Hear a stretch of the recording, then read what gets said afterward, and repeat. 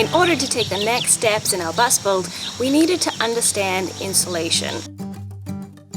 We've already painted the roof with Henry's Tropical, which is a white silicone-based paint which reflects the sun's radiant heat. And now we've got to start looking into insulating the inside of the bus. When we were camping in the bus, we used Reflectex over the windows to block out the sun's radiant heat. So we planned on making custom curtains similar to what we used before, but much more fashionable for our space. We did a lot of research on other bus and Skoolie conversions and how they insulated, and we realized that there are basically 3 ways you can do it. There's the easy way, the cheap way, and then there's the eco-friendly, non-toxic way.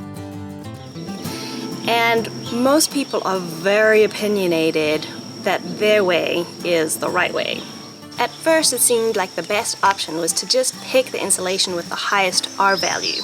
But equivalent and effective R value have no legal definition. So many of the R value on products we looked at, it's hard to tell what kind of thermal dampening you'll actually get.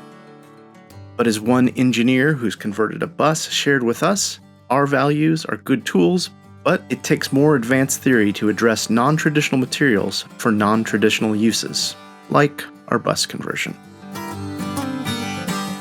Staying comfortable was our priority, but we also wanted to avoid as many toxic products and focus on finding the right sustainable products that would align with our life choices.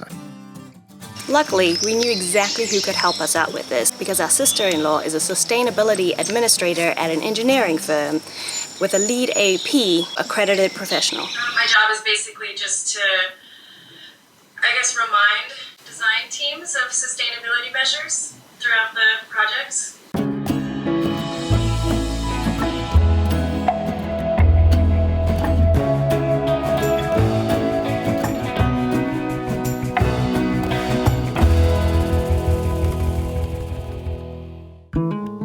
So we were thinking a lot about using spray foam initially, but our concern was that it's toxic. So can you explain how it's toxic to us?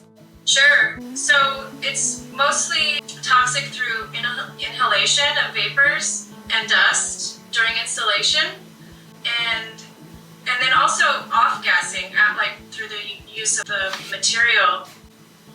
The inhalation of the VOCs can cause damage after that as well. How long does that last? That's a really good question. It depends on the concentration of the VOCs and the ventilation of the space. What are the health implications for using spray foam? Well, they vary widely depending on length of exposure. If you're using protective equipment, it can be respiratory health issues like bronchitis, asthma, pneumonia, also dermatitis if it have contact with your skin. And then the prolonged off-gassing also cause damage to liver, kidneys, and nervous system. And some of them are known carcinogens, so cancer, and some of them contain reproductive toxicants as well. Wow, that sounds really bad. How many people does this really affect though? Is it somebody with a weakened system that is more susceptible, or? Well, yeah, I mean that varies. Everybody's physiological makeup is different, so it can affect some people significantly and others, mildly. Mm. How come it seems that spray foam is used so much then, if there are actual health implications with its toxicity? That's one of my questions that I ponder a lot too. I think it just has to do with, first of all, in the United States, regulation for these known hazards is not very robust. Mm.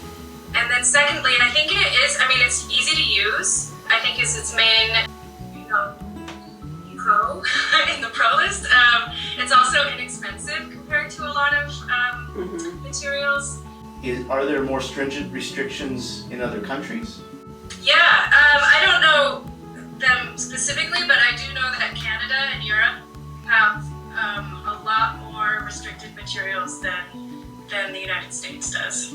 Yeah, because we read the we read the chemical makeups trying to figure out, and then there's always a white paper, which is always 3 or 4 pages of things that it may do, cancers you may get. And it just seems amazing that there's so many toxic chemicals in it. I remember you mentioned there was one spray foam that was less toxic, like if you were going to use spray foam. I took a look at Tiger foam for you guys, and it was less toxic because it didn't contain formaldehyde, which is one of the only VOCs that is regulated in the United States. And it's just regulated for like quantity. Okay. So some products still contain it, but just smaller amounts because of the regulation. Another reason we decided to not go with spray foam, it's known to push out or bow the sheet metal on the body of a vehicle. So trying to determine the correct amount to apply would be really tricky and varies from product to product and by the temperature in which you apply the foam. At this point, we wondered what insulation products were eco-friendly and how effective they were. I was also looking through this, I don't know if you guys have heard of Mindful Materials. It's a it's a database that, I mean, it's kind of crowdsourced, so it's not complete. And there's, I was looking for kind of the top choice on that list, and it's a spray applied fiberglass. That also doesn't contain formaldehyde. It does have some known hazardous products in there, chemicals. It was tested for the VOC emissions, and it meets the CDHP, California Department of Public Health standards. So it's better than a lot of the other spray foams because it meets that standard. What type of insulations are eco-friendly, and how effective are those? The first one that pops in my head is like the cotton or denim insulation type. And I remember my dad using that when I was a kid. And the main drawback, I mean, it's really appealing because it extends the life of a product, jeans, into insulation. Like that's a perk. It also requires fire retardant that contains its own health hazards. So that's a major drawback. I mean, the benefits that you get from the cotton is then taken away through the fire retardant. And then there's also, similar to that, there's insulation that's made out of newspaper, but it has similar drawbacks of the fire retardant. I really like the wool option. I mean, it makes sense, you know, it's an insulation for an animal during its life. Right. And it doesn't need a fire retardant. It's naturally fire resistant, and it's naturally provides moisture control, and it's, you know, all natural, regenerative. It seems to me a really good option. It also filters the air in your home. So it can, like any sort of pollutants outside your house, it filters that out. That's great. Yeah. I also learned about when I was sharing this interview with one of my colleagues. So she turned my attention to this website called Home Free. Have you guys heard of that? No. Okay, I'll send you guys a link. It's really cool because it kind of breaks everything down. Like there's a whole section on insulation, and it's color coded to indicate like how green and safe it is. And the spray foam insulation is on the bottom of the list. Like it's not the ideal choice. And on the top of the list, and I didn't know about this product until recently, is cork insulation. And it's regenerative. Like they just harvest the bark off the tree, and then it regenerates. And so it has a negative carbon footprint. I think the only thing we didn't look at was cork, and I read about it only one time for anybody trying to use it in a bus. Yeah. And then some people said that they would absolutely love to do it, but that the moisture is the big factor. Oh yeah. That makes sense. It's tree bark. Yeah. You have to like plan ahead. It's not very available on the market. Is it expensive then? It is expensive, Really expensive. Looks like you're in jail right now for us. You've got these lines. Mom probably just got on to play Mario Kart online. Yeah. All Fighting right. for that bandwidth. Yeah. The other insulation we were interested in was Rockwool.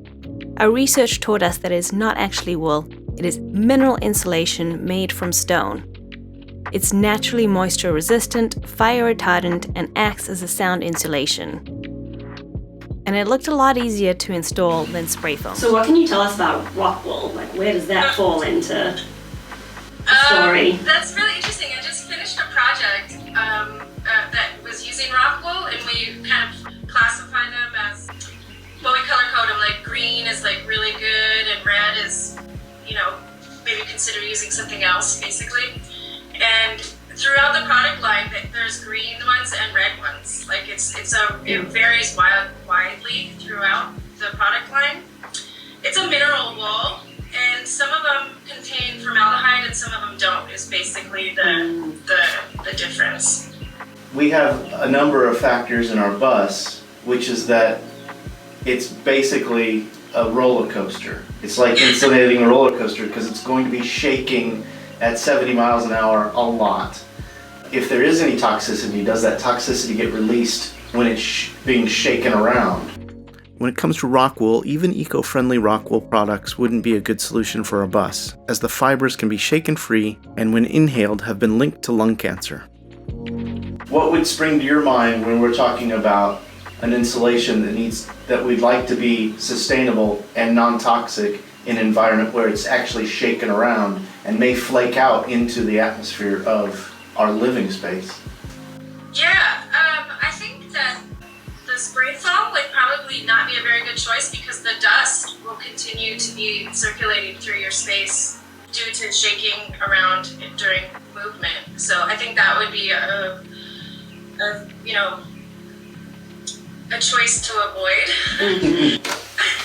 What about foam board, and how does it compare? Okay, I think it's a better option than the spray foam because you're not inhaling the vapors during insulation. But I think there's still concern with inhaling the dust when you're cutting and with the movement of the vehicle during its life. And then the other things that I think are really important with the bus build like yours is the thinking about the fire concerns, yeah. right? So choosing an insulation that has ratings that are suitable for a vehicle. The other thing which you didn't mention would be moisture. Yeah, definitely. Yeah.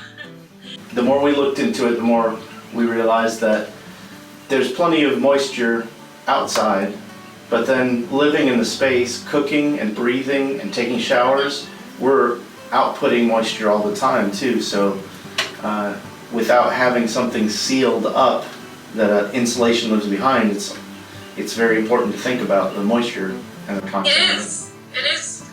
There's one more environmental thing to look at in insulation. Mm-hmm. Some of the insulations contain CFCs, which is contributes to global warming potential.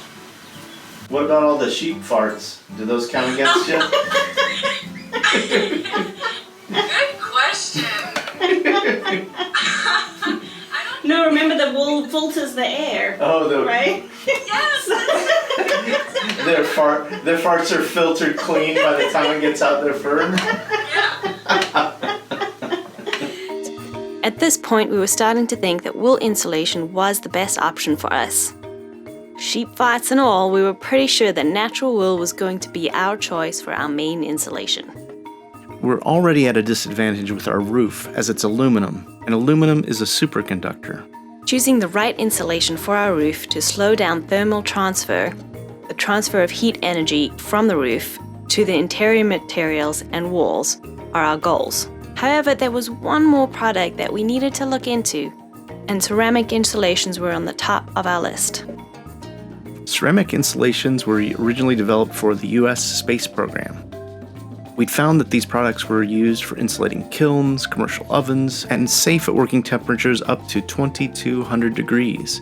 There's a very similar product used in high-end motorhomes, and one of the biggest benefits for us is there's no toxicity, there's no off-gassing. The only reason we have to wear a mask to work with it is because you don't want to breathe in ceramic fibers when you're cutting it up. The reason this hadn't made our radar before is that it is a commercial product not normally used for house insulation. And this would be the first step we take in insulating our bus ceiling. But we'll share that with you next time.